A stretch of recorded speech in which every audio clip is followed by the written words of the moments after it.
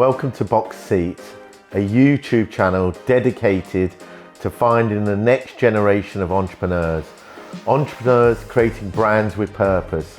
Not only brands that want to be profitable, but create a better world. I'm Roger Wade. I've been a serial entrepreneur. For the past 35 years, I've created major consumer brands. I started off my journey creating one of Britain's first streetwear brands, Boxfresh. I built it up from a market store to a £20 million business selling in over 20 countries. I then set up my own brand consultancy company, Brands Incorporated, specializing in buying, selling and licensing brands. I then set up the world's first pop-up mall, Box Park, and built it up into one of Britain's fastest growing companies. I now run my own VC fund, Box Fund, and we're trying to back brands with purpose, trying to find a future generation of entrepreneurs who not only want to create profitable companies, but create a better world. We're looking to invest £1 million in these businesses, and we're trying to find those businesses to invest in. Why don't you join me on this journey? It's my great pleasure to introduce you to Phil Kemish, founder of Reboxed, one of my favourite entrepreneurs in London. I've got to tell you that. I'm actually a massive fan of you. Thank you. As a person, and ex-boy band member. And you're looking as though you're getting ready for another boy band with this. It never leaves you. Wearing the cap. It never leaves you, mate. Once you're in there, you just become a man. So it's like man band. Boy band. I'm very on brand with the purple cap. I mean, you got to stay there, right? So come on, for everyone listening, tell us about the boy band and being on X Factor. Tell us about that journey, because I think it was really formative for you. Yeah, 100%. I mean, look, I was professional at 18 in the music industry. I think I told you before, the reason I got there was because I went to school. You've got a ton of viewers now. Well, I went to school with Craig David. Wow. So in Southampton, he was quite a few years above me in an all-boys school, and he made singing cool. Well, I thought it was cool. Yeah. He made singing cool, so everyone else was playing football. I was watching Craig singing vocal harmonies in an all-boys school. And me and the boys got together at school. There was three of us best mates, started singing. 18, went on the national TV show. At that point, it was very early on. And we got to the live finals. And it was X Factor? X Factor, yeah. So this was it Series 1 or Series 2? I was actually on, I was actually on both series. I Series know you 1 were. and 2. 1, we got to the live judges' houses. 2, we got through to the finals. Wow. And then we ended up being in a band we started at 13, we were professional at 18, and then we kind of retired. I would say retired. We stopped singing together at kind of 23. So it was formative, right? You're starting a business. We ran it like a business. You can't run it any other way. So it was my first ever business. We got a Prince's Trust loan for £5,000 before we went on the X Factor, and that was like how we left our first business. And did you have screaming fans and all of that? We had some screaming fans, yeah. Wow. I know, it was that. But you learn a lot, right? You're in the creative industry, so and as you know, having been in creative industries, it's writing a song is no real any different to writing a pitch. Really, you're trying to convey a message within 3 minutes. And what was your role in the band? Were you the good-looking one? I wasn't the good-looking one. Were you the sporty one? I was a cheeky one, Roger. Right. Okay. But I sang bass, so I know my voice is quite high, but I can actually speak and do quite a low bass baritone voice. Wow. This summer, one man. So I wasn't going to do anything. It would have been that or the movie voiceover guy. So I sang bass, which gave me, we were a 4-part harmony, so you all sing, right? Yeah. But I guess my role in the band was I helped to manage them. Yeah. So one of my first introductions into business was not just performing in the band. We fired a manager because we realised we could save 20%. Right. And I used to phone up venues and pretend to be the manager. Yeah. And book me and the boys, and then we distribute the 20% back into the business. Yeah. And actually after that, I went and, as you know, I went and worked at a YouTube platform called Grime Daily. Okay. And we didn't know what grime music was when I went after the band. Yeah. And all that experience working with talent, working with artists, the first formative years of YouTube where people cutting those first deals between rights holders. Yeah.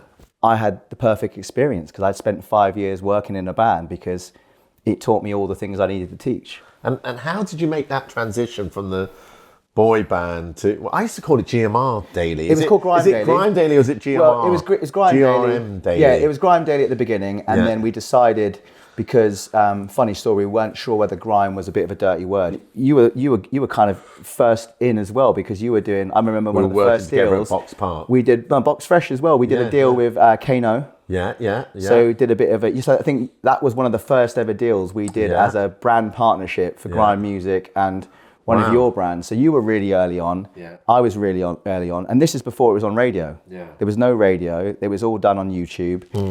The first gig I ever went to it was Jamal, and all those kind of guys, were trying to build up a whole scene and a whole culture.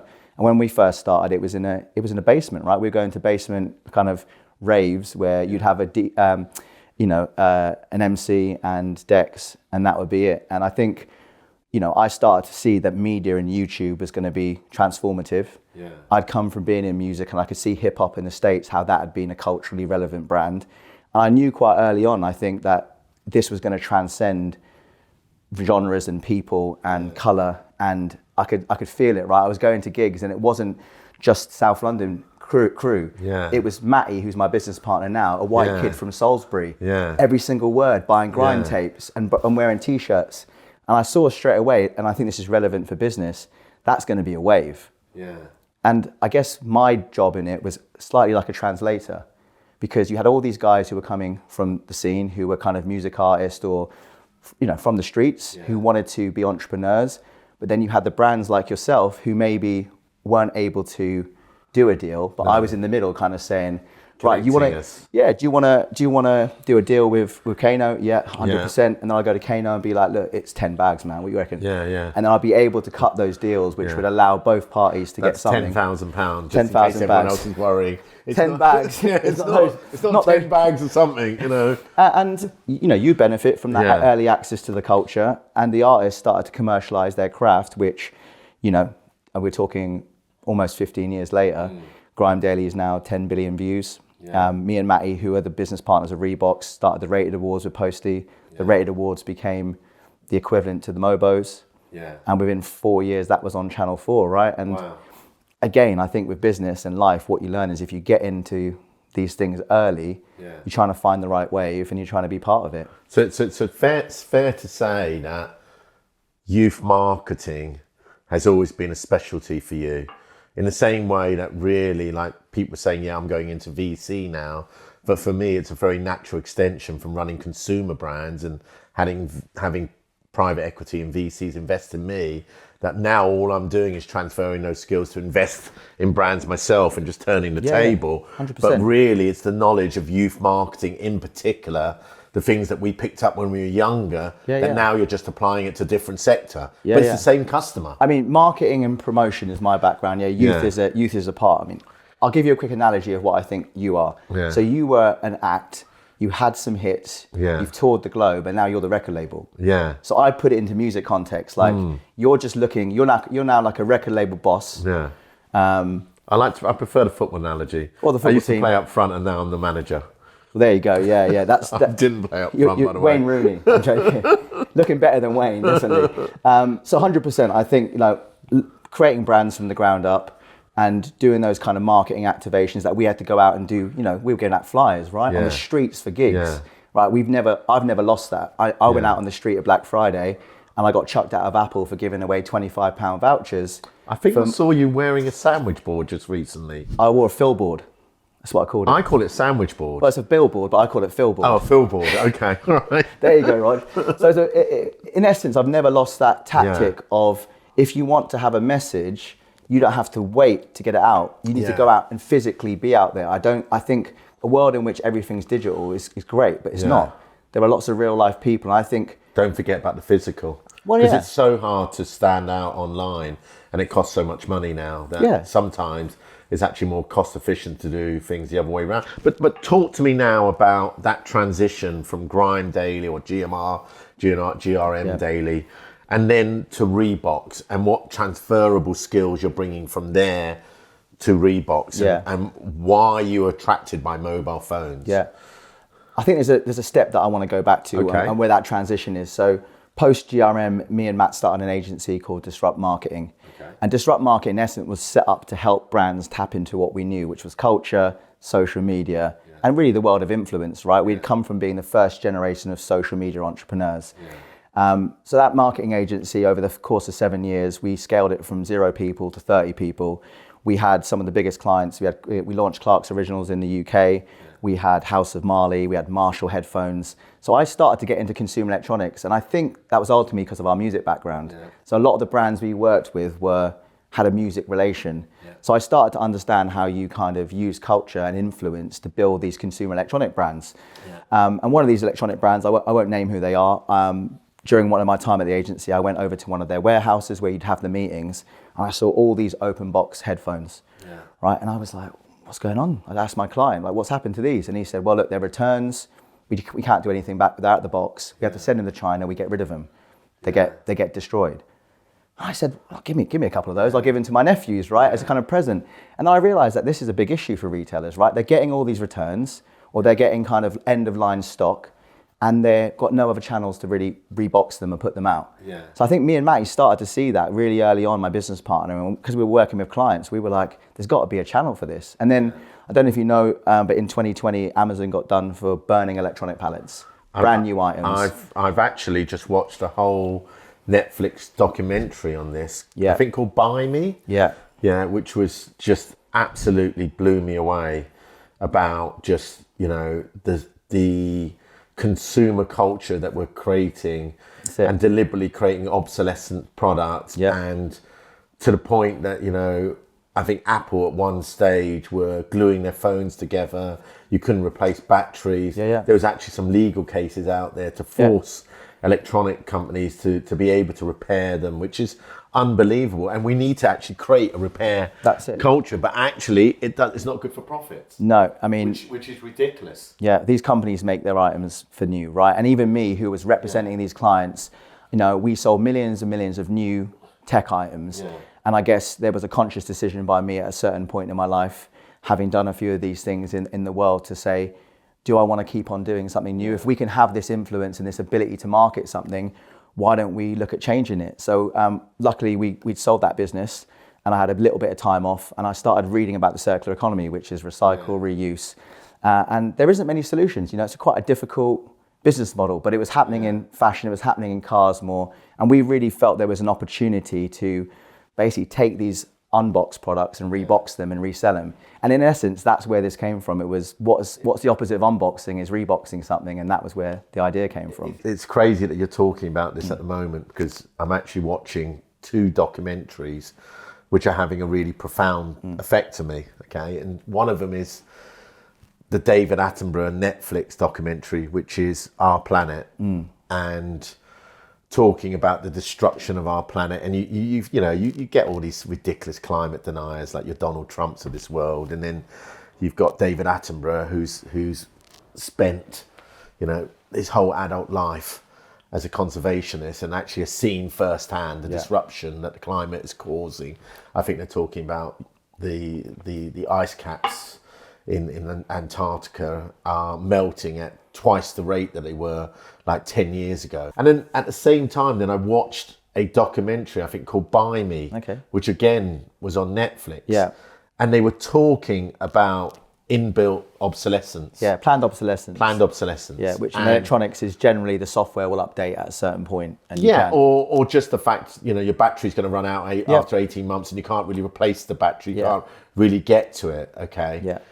And just realizing how much consumerism is having, and we're not really ever thinking about end of life of a product. Yeah. Apple, and Amazon. I mean, Amazon burning products rather to burn them than reduce the price of them, or Apple, literally creating products that are obsolescent that you can't repair. And there's not a culture of creating stuff to think what happens at the end of life. Yeah.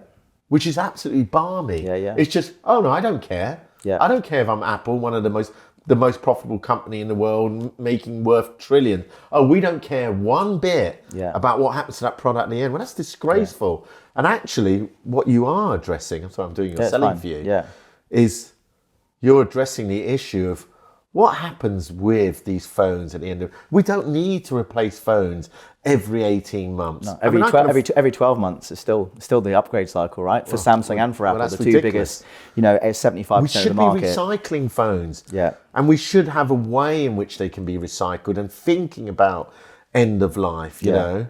What's interesting is Apple released their stats recently on the kind of market and 0.4% increase in sales. So they've kind of hit a plateau.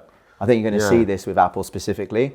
And that's not just because people aren't buying new, it's also because there's a lot of new brands coming in who are coming in from countries. There's not much innovation, let's be honest. I mean, they brought out, I think, an AI part of an iPhone 15 and 16. So again, I think people are, it's a melting pot of different things, right? People are becoming more, the fact that these devices are expensive, right? When we first bought an iPhone, it was a couple £100. Now you're looking at the latest iPhone could be £1,000 to £1,500. Yeah. That's a luxury item, right, for most people. So there's a lot of people who are just going away from the fact that, do I need new? And I think that's also in line with other things you're seeing in verticals like fashion and cars, right? Those things have happened. The iPhone 15 was the first phone in Apple's history to lose 50% of its value in 12 months. Yeah. So from the moment you bought it, and if you bought it new, sorry about that, you take it in a year's time, you've lost 50% of the value. So up to £750 gone for usage. So I think people are becoming a bit more savvy. I think as a kind of culture, because of cost of living, we're in a bit of a crisis. I know not everyone feels it, but I'm definitely feeling it, and it's like I think everyone's feeling it. So then your phone as a luxury item is one of those items where you're going to go, do I really need to upgrade? Do I really need something new? And I think we're very lucky that, consciously as a consumer, when I said I left the agency, I started to become more in tune with sustainability. Myself as a human, as a person who's making different choices. And I was never buying new tech. I never saw the point, right? But then Matty, my business partner, would buy something new every year because he's an Apple fanatic. But then he would make sure he sells it in 12 to 18 months and release the value.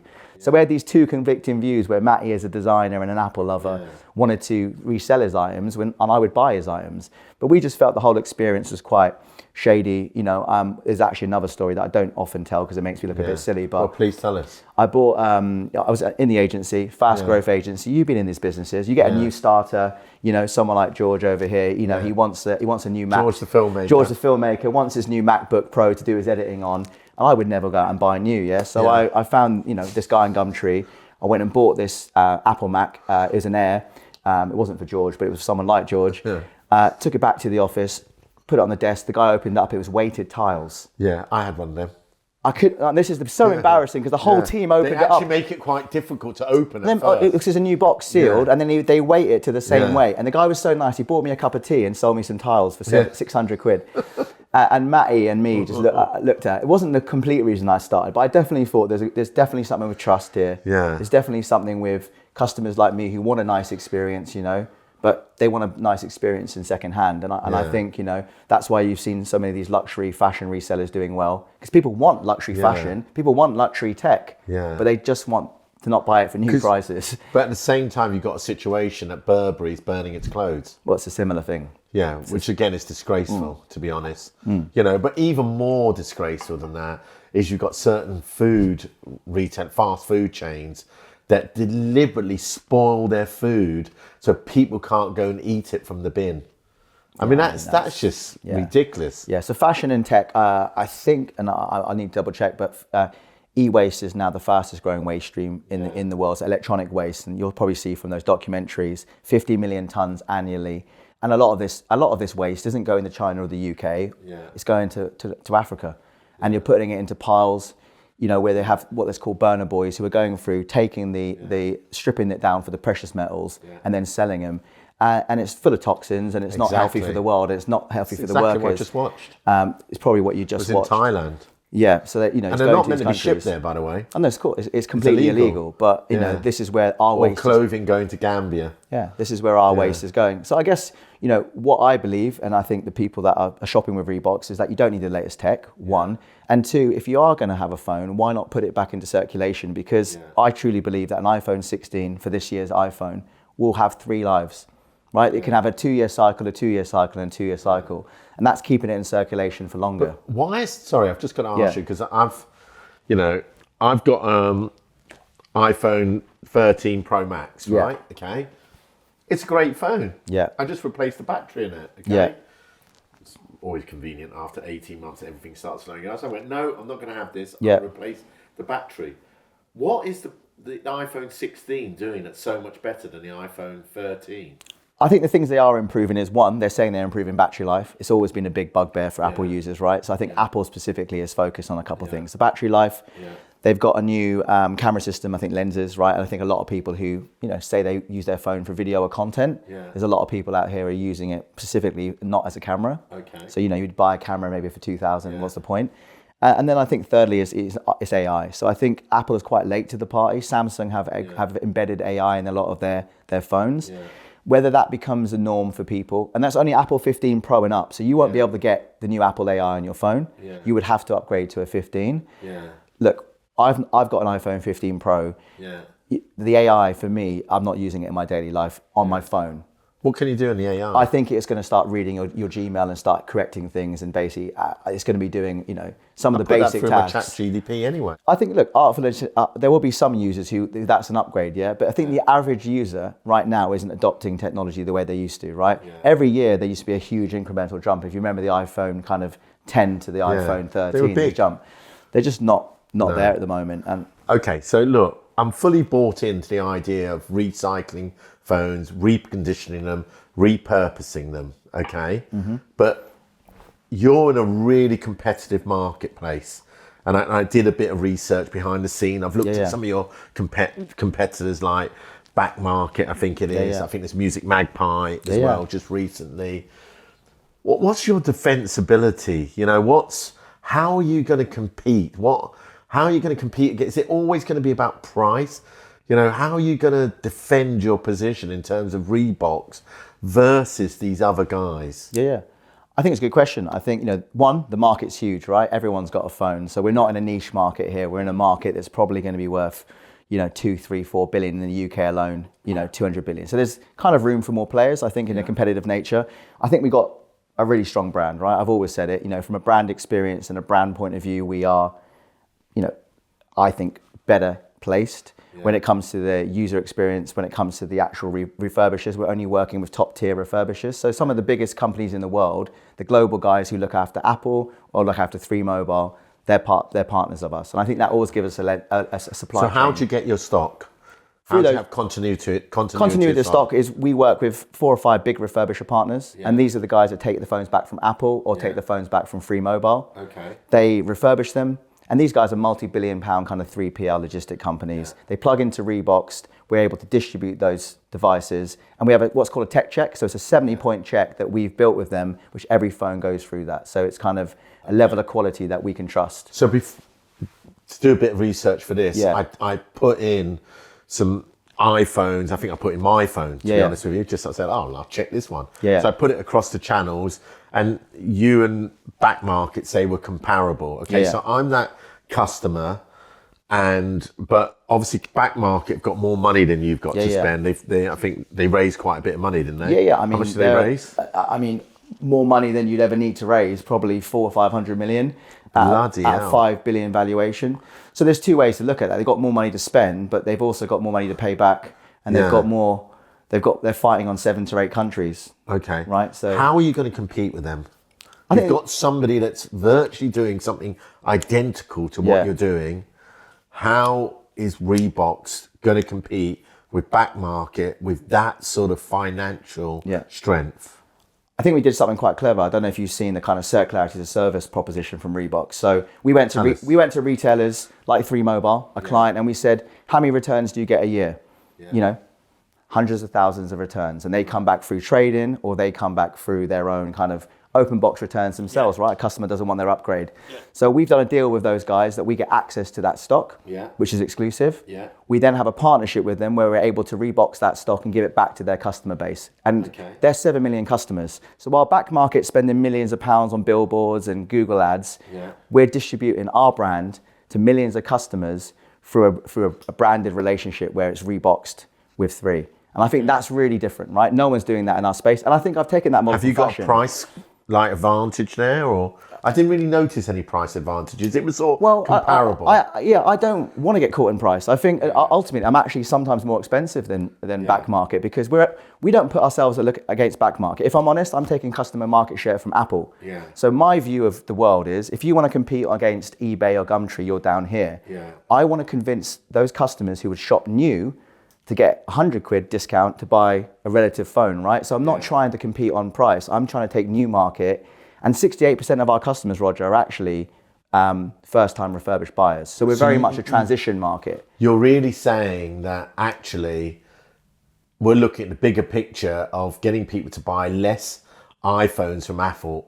That's what I'm taking. From you. Yeah. And actually, there's not much of a difference between you and back market, apart from your similar in price, but you believe from a product perspective, you're a stronger product. Yeah. Stronger product, but also there's 22 million Brits in the recent switch that's going to make that switch to secondhand for the first time. Yeah. Let's take that blue ocean. I'm taking you from Apple, who are the market share leader. And then there's enough room down there. If you really want a basement bucket price, you're going to go to eBay anyway, because it's lower than everyone, right? And it's back market. Is it a UK-based company? French company, and I think they've done if I'm honest, they've done a really good job of educating the customers about refurbished, right? You know, it's a brand new market, and in the market, as you know, you don't have to be the first person in. You've got to be in the mix with the top three, right? And they've done a good job of opening the doors and educating customers on refurbished.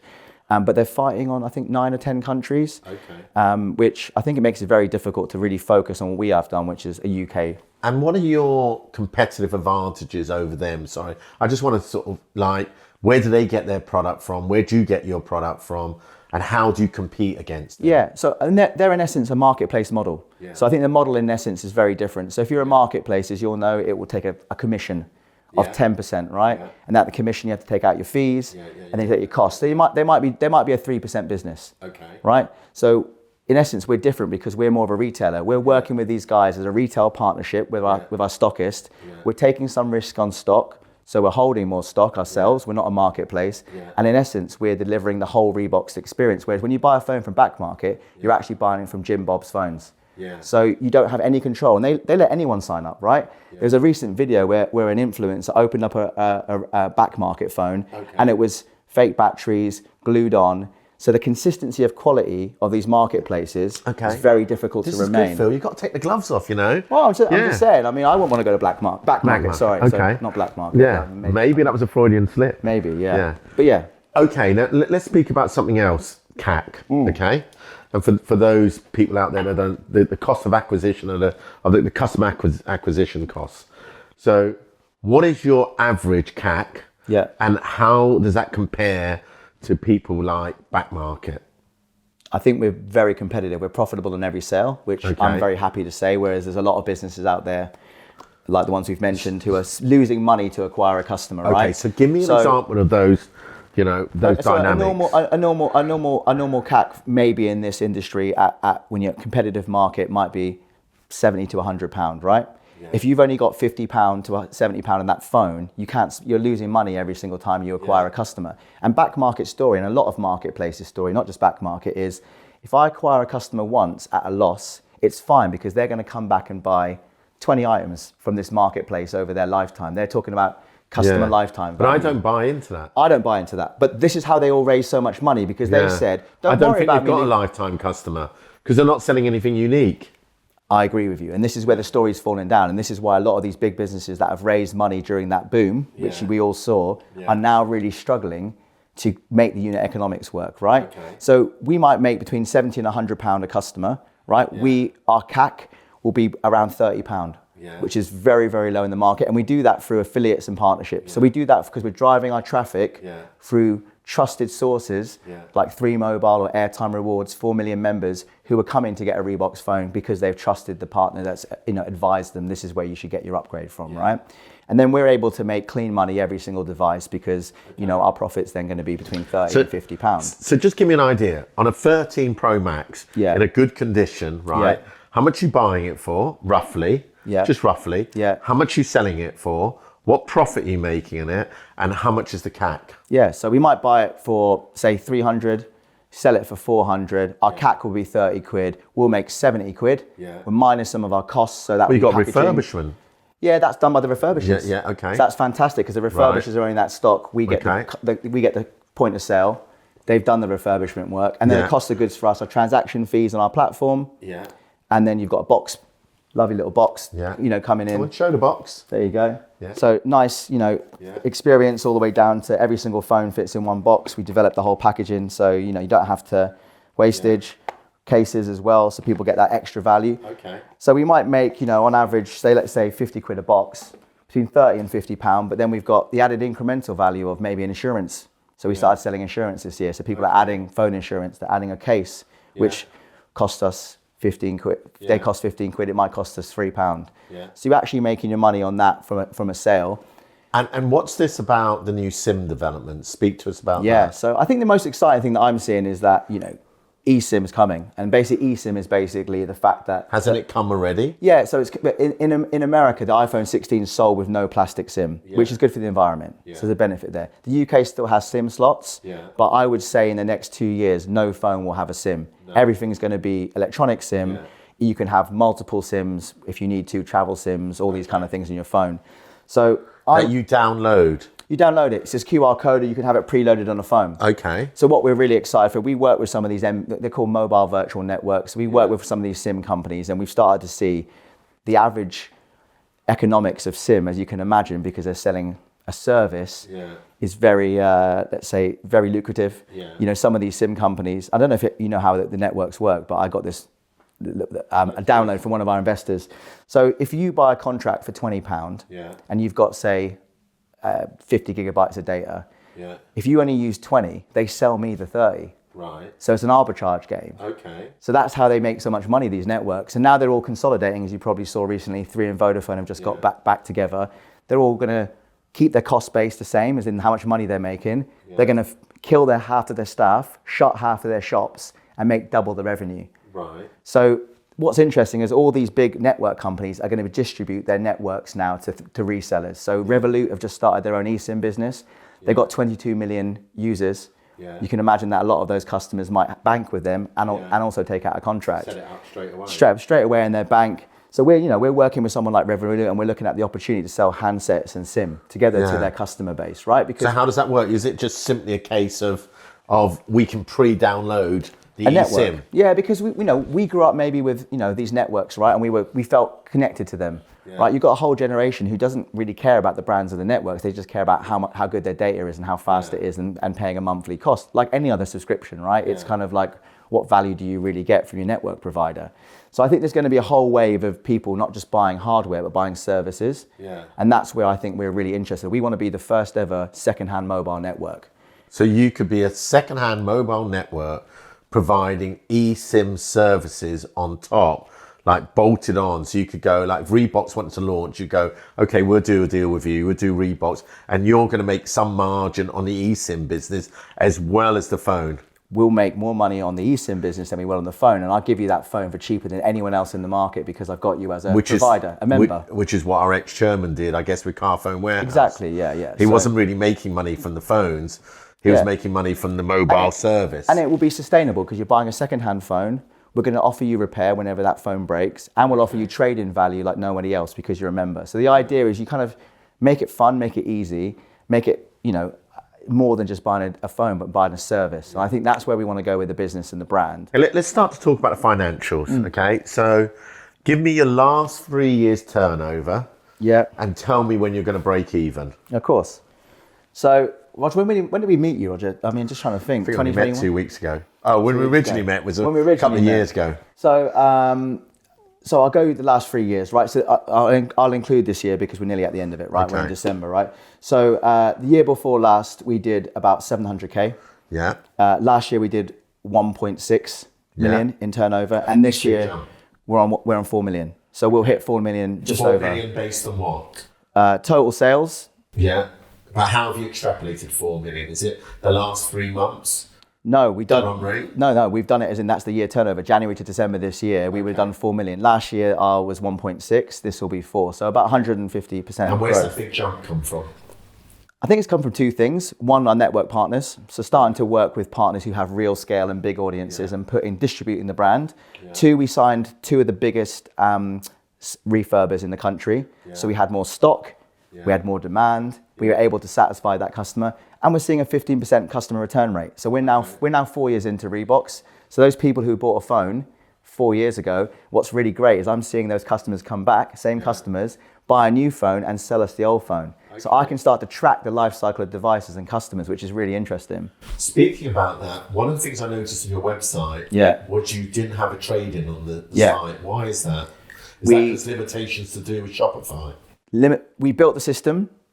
In all honesty, we had a surge of demand in October, and we wanted to put our cash flow not into buying old devices, but buying devices that people wanted on the shop. So we made a tactical decision to basically switch off our trade-in, because every time we buy a phone, we got to pay you cash. And we decided to put that cash into the stock that people really wanted for Black Friday and Christmas. And that stock was higher end.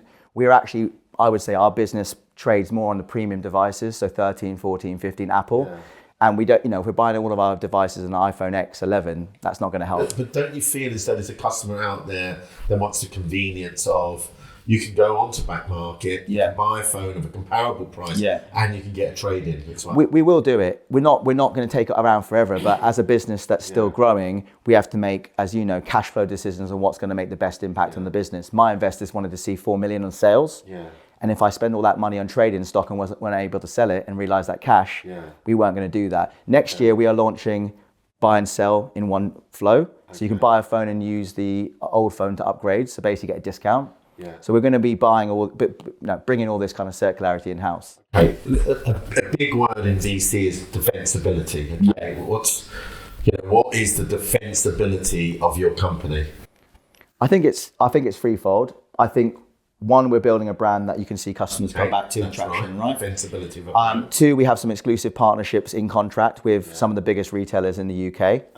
Three, we have supplier relationships with some of the biggest suppliers in the UK and the globe, actually, in fact, that are selling us stock. So we've built those that's a defensibility, because it's now 3 years of trading with them. And I think, look, Rog, we've got a great team, right? We've got a proven team of people who have not just built businesses and sold them, but had an impact on culture, have built mainstream brands. And I think that's difficult to always replicate and find, right? You've got, me and Matty have done 15 years together. You've got other founders from Envirophone and Mazuma, two of the biggest companies in this space who have invested in us. And I think that kind of shows that there's going to be a big opportunity here. Okay, so the final questions. How much are you looking to raise? We were looking to do 500 grand. We've now extended that to $1 million. So we've done the first 500 grand almost already this side of the year. So £1 million altogether. At what valuation? 7.5. 7.5. Yeah, and we've raised so far today, we've raised 2.5 million. And what multiplier is that on? We did it on a multiplier of, we're turning over this year probably 500,000, so it'll be a 10x kind of multiply on the profit, net profit. Forget about the profit. Yeah. What's the multiplier on turnover? On turnover, well, it'll be 4 million to 6.3, so it's not really a multiple. Not even talking about No, I think it's a very fair, and I'll tell you the reason why it's like that is because it's hard to be defensible. Yeah, I think also we've got shareholders from last year who are VC who wanted to put money back in, and they said if we put money back in, we want it to be at the same level. And I think you know the score here, right? For most investors and most they want to see a return on investment, and it's not 2019, right? We can't go away and do multiples of 50 million. When do you think you're going to be profitable? We'll be profitable next year. Next year. Yeah. Okay. So break even would be end of quarter 4. So next year. Phil, I know you got rushed. Thanks, Roger. I appreciate it. Appreciate it, mate. Really appreciate it. Thank you. One of my favourite guys in the industry. I'm a great believer in the 3 fundamentals of early stage investing: are product, customer acquisition strategy, and team. So when I'm looking at Reboxed, I'm thinking to myself, right, is the product defensible? I think that's difficult. The reality is there's lots of other sites with similar product out there who are maybe better capitalized than Reebok. So I don't really see it as being a unique product. Have they got a unique way of acquiring customers or a cost-efficient way of acquiring customers?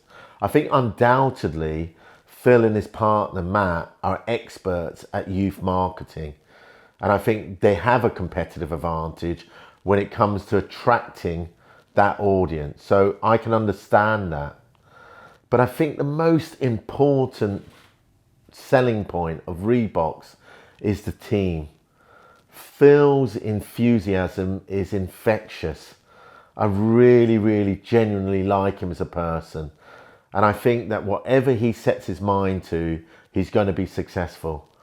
And I think that's the thing that I really take away from Reboxed. I think it's a product that's led by somebody that's got genuine passion for the product he's dealing with. And the reality is, it's crazy, the consumerism that happens with phones. They literally got inbuilt obsolescence and we're just throwing them away. And at some future date, that's got to stop. We've got to start thinking about the end of life cycle of phones.